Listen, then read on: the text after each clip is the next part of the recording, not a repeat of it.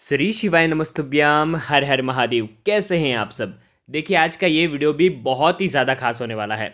हम सभी जानते हैं कि अभी सावन मास का पवित्र महीना चल रहा है और सावन का ये महीना भगवान शिव को सबसे ज़्यादा प्रिय है और इसीलिए हम सावन में भगवान शिव के निमित्त कई प्रकार के उपाय करते हैं जो हमारे जीवन के सारे संकट सारे कष्टों को दूर कर देते हैं। देखिए, आज का ये वीडियो बहुत ही ज़्यादा खास होने वाला है। सावन में ये उपाय आप कभी भी कर सकते हैं, लेकिन अगर कोई विशेष तिथि अगर आप पूछते हैं, विशेष वार अगर पूछते हैं, तो सबसे सर्वोत्तम वार होता है मंगलवार और शनिवार इन उपायों को करने के लिए। साथ ही साथ अगर आप तिथियां पूछते हैं तो एक मासिक शिवरात्रि हो गई और एक प्रदोष हो गई। इन तिथियों पर भी ये उपाय किया जा सकता है। तो आप सावन में मंगलवार के दिन, शनिवार के दिन, प्रदोष के दिन या शिवरात्रि के दिन जब आपकी इच्छा हो तब आप ये उपाय कर सकते हैं। बहुत ही प्यारे प्यारे से उपाय हैं। देखिए, आज के इस वीडियो में हम आपको 3 महा उपाय के बारे में बताएंगे। सबसे पहला जो उपाय होगा वो मात्र एक लौंग से कैसे आपके कष्ट दूर होते हैं, कैसे आपके संकट दूर होते हैं, उसके लिए होगा। दूसरा जो उपाय होने वाला है वो 5-5-5 वाला नया उपाय है। बहुत ही प्यारा सा उपाय है जो आपकी हर मनोकामना को परिपूर्ण करने में सक्षम होगा। तीसरा जो उपाय है वो आपके दुख, संकट, कष्ट, बाधा को दूर करने के लिए होगा। इसीलिए ये तीनों उपाय बहुत ही ज़्यादा खास है। तीनों में से जो उपाय आपको लगता है आप बिल्कुल श्रद्धा भाव से करिए। ज़्यादा उपाय करने की ज़रूरत नहीं है। एक दिन में एक उपाय करिए, लेकिन बिल्कुल साफ सुथरा उपाय करिए। देखिए, पूज्य गुरुदेव की ही कथा सुन करके, समझ करके समझाने का पूरा प्रयास करूंगा। लेकिन उससे पहले वीडियो को लाइक कर दीजिए और भगवान शिव के यदि आप सच्चे भक्त हैं तो चैनल को ज़रूर सब्सक्राइब कर दीजिए। देखिए, जिस प्रकार हमने आपको बताया कि पहला जो उपाय होगा वो आपके जीवन के कर्ज को दूर करेगा, धन संबंधित परेशानियों को दूर करेगा। आपके जीवन में आर्थिक समस्या है या कोई आपका पैसा लेकर के बैठ गया है, पैसा आपका दे नहीं रहा है, धन संबंधित आर्थिक समस्या बहुत ज़्यादा है, तो आपको ये उपाय करना चाहिए। देखिए, इस उपाय को करने के लिए मात्र आपको एक लौंग लेनी है, ठीक है। साथ में तांबे के पात्र के अंदर जल लेना है। लौंग जो होगी फूल वाली होनी चाहिए, खंडित नहीं होनी चाहिए। और जो तांबे के लोटे में जो जल लोगे ना, वो आपको आपके घर के मटके का जल लेना है, ठीक है। आप जैसे कि क्या करोगे, तांबे के पात्र का जल और एक लौंग फूल वाली लेकर के आपको जाना है बरगद के पेड़ के वहाँ पर। बहुत ध्यान से समझना, बरगद का पेड़ जिसमें जड़ें जो है वो लटकी हुई रहती है, वट वृक्ष जिसको कहते हैं वट वृक्ष, वहाँ पर जाना है क्योंकि ये देव वृक्ष कहलाता है। और आपको मंगलवार के दिन या प्रदोष के दिन या शिवरात्रि के दिन आपको क्या करना है, जिस वट वृक्ष के यहाँ पर नीचे भगवान शिव का वास होता है वो वटकेश्वर महादेव कहलाते हैं। ऐसे शिवलिंग के यहाँ पर, ऐसे वट वृक्ष के वहाँ पर जाना जहाँ पर नीचे शिवलिंग बैठे हों, यानी कि भगवान शिव बैठे हों। सावन में कभी भी चल जाना, सावन के महीने में आप जा सकते हैं और वहाँ पर जा करके एक लोटा जल पूरा, देखो पहले क्या करना, जो लौंग है वो आपकी आर्थिक समस्या को दूर करेगा। तो लौंग हाथ में रखना और आपकी जो भी इच्छा है, जो भी मनोकामना है, जो धन से जुड़ी हुई है, वो आपको बोलना है और वो लौंग जल के पात्र के अंदर आपको डाल देनी है। अब ये तांबे का पात्र जो है जिसके अंदर लौंग मिश्रित जल है, ये पूरा जल आपको भगवान शिव के शिवलिंग पर वटकेश्वर महादेव के नाम से आपको अर्पित कर देना है। वटकेश्वर महादेव। अब देखो, कई लोग बोलेंगे कि भैया हमारे यहाँ तो ऐसा शिवलिंग है ही नहीं जो बरगद के पेड़ के नीचे है, तो फिर हम क्या करें। तो देखिए, उसके लिए भी एक बहुत ही सरल सा विकल्प है। क्या करना है, जाना आपको बरगद के पेड़ के वहां पर ही है।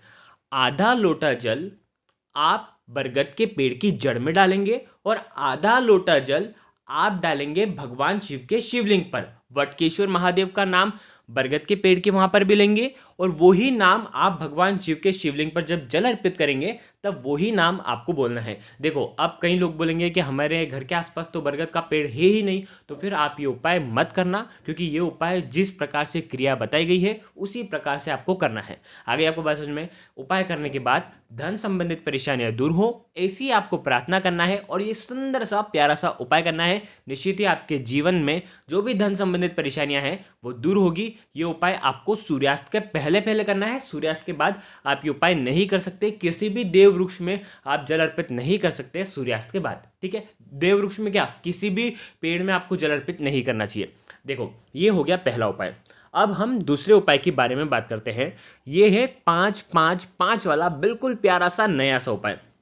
अगर आपके घर में धन संबंधित परेशानियां बहुत ज़्यादा है, आपकी कई दिनों से मनोकामना परिपूर्ण नहीं हो रही है, तो ये उपाय भी आप सावन में मंगलवार के दिन, प्रदोष की तिथि के दिन, त्रयोदशी तिथि के दिन, और या तो फिर आप शिवरात्रि के दिन भी ये उपाय कर सकते हैं। ये उपाय भी बहुत ही प्यारा सा है।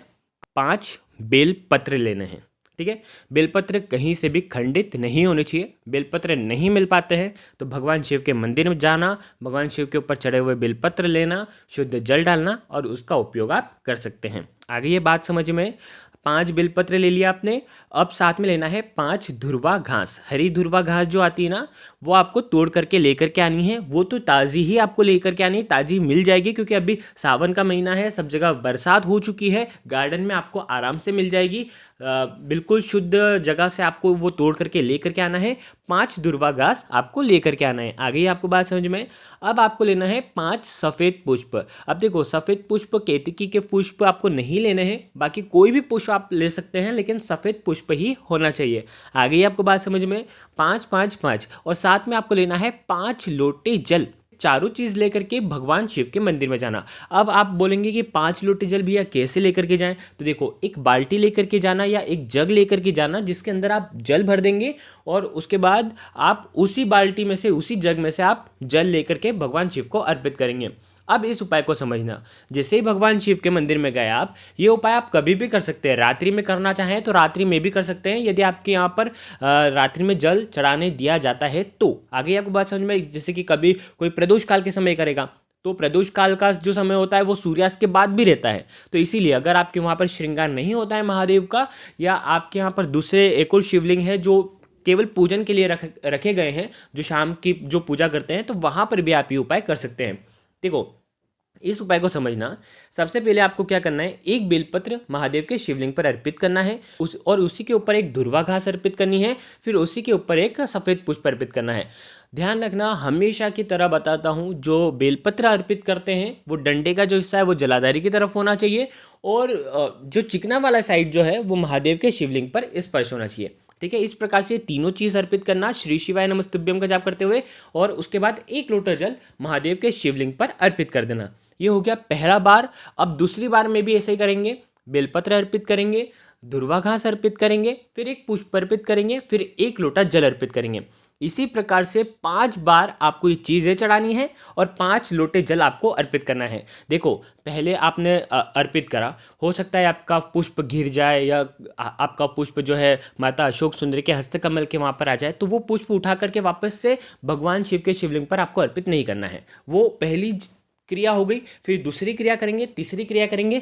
चाहे बेलपत्र गिरे या दुर्वा घास गिरे, उससे कोई मतलब नहीं है। आपने आपकी क्रिया कर ली, अंत में 1 लोटा जल चढ़ा दिया, फिर वापस से वो क्रिया वापस से स्टार्ट कर देना।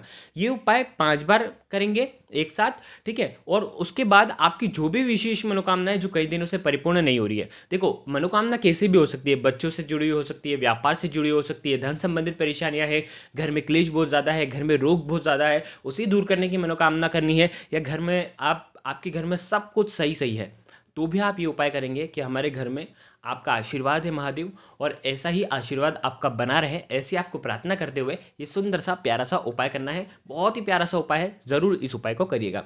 अब तीसरे उपाय के बारे में हम बात कर लेते हैं। देखिए, तीसरा उपाय भी बहुत ही खास है, जीवन के कष्ट, संकट, बाधा को दूर करने के लिए। इस उपाय को भी बिल्कुल ध्यान से समझना।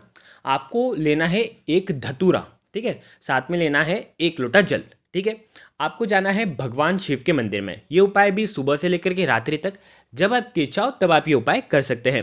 क्या करना है, धतूरे को फोड़ना है, मतलब धतूरे को खोलना है, और धतूरे के अंदर के जो बीज है, देखो, बीज ब्राउन कलर के भी हो सकते हैं, हरे कलर के भी हो सकते हैं, कोई ज़्यादा पक जाता है, कोई कम पकता है, तो उस हिसाब से कलर होता है धतूरे के बीज का। तो धतूरे के बीज आप जितने भी निकाल सके उस धतूरे के अंदर से, एक धतूरे के अंदर से, वो धतूरे के बीज आपको निकाल लेना है।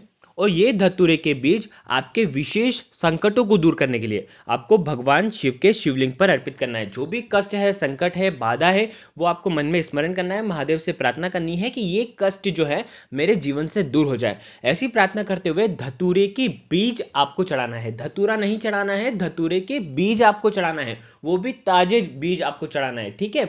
और अंत में 1 लोटा जल भगवान शिव के शिवलिंग पर श्री शिवाय नमस्तुभ्यम का जाप करते हुए आपको अर्पित करना है। जैसे ही जल जलाधार के वहां पर आएगा, वहां पर आपका सीधा हाथ रखना जल के वहां पर, और उसके बाद वापस से आपके जो कष्ट है वो दूर हो, ऐसे आपको प्रार्थना करनी है।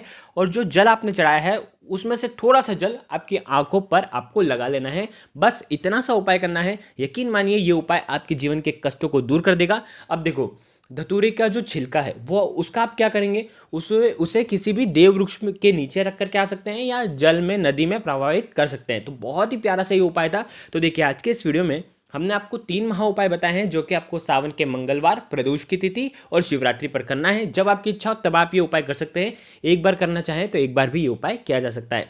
अगर आपको कुछ भी चीज़ समझ में ना आए तो कमेंट में पूछ लेना, गलती नहीं करना है। श्री शिवाय नमस्तुभ्याम। हर हर महादेव।